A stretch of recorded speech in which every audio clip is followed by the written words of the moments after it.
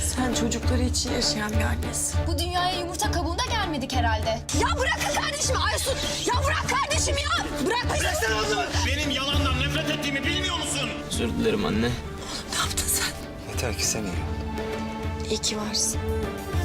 Sen ne biçim bir annesin be? Bir daha bu aileye yaklaşmayacaksınız. Seni yeniden görmek çok güzel. Hayatımı kurtaran kadın.